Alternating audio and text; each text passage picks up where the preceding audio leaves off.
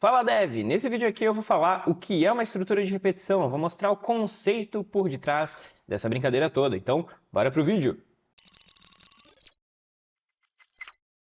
Bom, então vamos lá. Para que serve uma estrutura de repetição? Elas vão permitir que um trecho de código seja executado várias vezes enquanto uma determinada condição for verdadeira.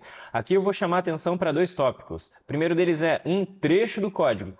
Pelo amor, não vai criar estruturas de repetição gigantes que vão executar várias e várias coisas do seu programa. Isso não é muito bom, não é performático e, bom, não ajuda em muita coisa, tá? E outro ponto, enquanto uma determinada condição for verdadeira, ou seja, na própria estrutura de repetição, a gente vai ter que verificar se ela deve parar ou não. Porque se a gente não fizesse isso, ficaria num loop infinito, né? E loop infinito, na maioria das vezes, não é legal. Tirando aí o próprio Node, que é um loop infinito, mas enfim, não vem ao caso, tá? Deu para entender a brincadeira? É um trecho do código que a gente vai executar várias vezes enquanto uma determinada condição for verdade. Show? Primeiro, a gente tem o for e o do while. A gente tem outros também, mas eu vou me atentar só a esses caras aqui que são os essenciais para a gente, tá? Então, o for ele vai ser utilizado quando a gente conhece a quantidade de repetições que a gente quer fazer.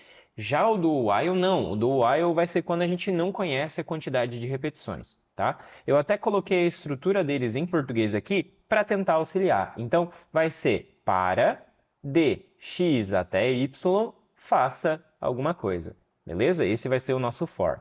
E o do while é, enquanto alguma coisa for verdade, faça determinada coisa. Deu para entender o porquê que a gente conhece a quantidade de repetições? Porque ele está indo de até tal coisa, como por exemplo uma tabuada, vai do 0 ao 10. Então ali a gente consegue usar o for, que ele vai contando de 1 a 1.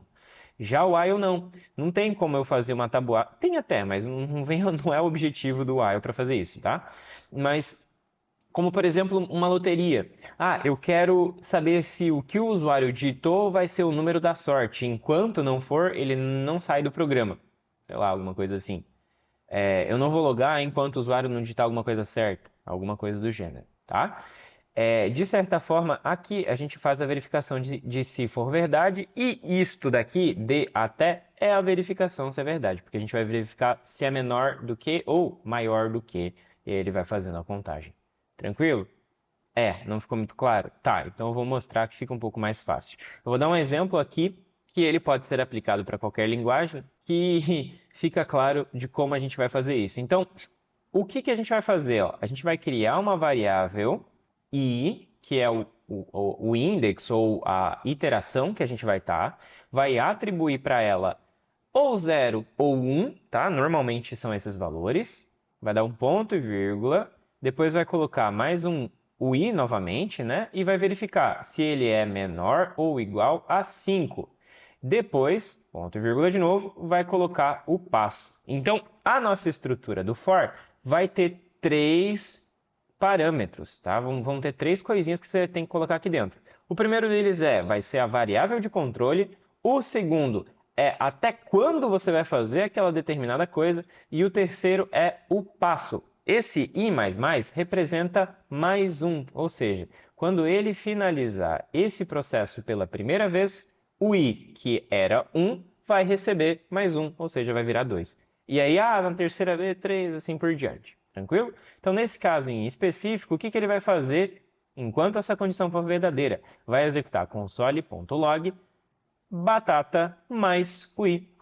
Ou seja, vai consolar batata 1, batata 2, batata 3, batata 4. E a pergunta que eu tenho para você vai consolar o batata 5? E aí, o que você acha? Vai ou não vai? Vou deixar a pergunta no ar e vamos para o próximo exemplo, que é o exemplo do while, tá? Esse exemplo aqui, eu vou pedir para que o usuário digite alguma coisa e eu vou salvar no input, tá? Então, esse valor vai ficar registrado no chute, na minha variável chute. E aí, se a variável chute for igual ao número premiado, então ele vai encerrar essa brincadeira. Se não, ele vai falar de novo, digite novamente o que você quer, vai armazenar no input, salvar no chute, e ele vai repetir esse processo enquanto o chute for diferente de 2. Afinal, o número 2 ali seria o meu número premiado para encerrar essa brincadeira. Tranquilo? Então, se ele digitar 1, o que vai acontecer? Ele vai salvar o chute no número premiado, vai fazer a verificação. 1 é diferente de 2? Sim. Como é? Sim. A condição aqui é verdade. Lembra que eu falei que as estruturas de repetição vão repetir enquanto for verdade? Pois é, se aqui é verdade, ele não vai sair, ele vai repetir. Então, 1 é diferente de 2, ele repete. 2 é diferente de 2? Não, é falso. Então, ele vai sair, ele vai parar de repetir. Então, ele vai dar um acertou. Tranquilo? Essa estrutura aqui você não precisa gravar, você não precisa tentar reproduzir, você não precisa levar para o coração. Só aceita que eu estou explicando a estrutura do do while, beleza?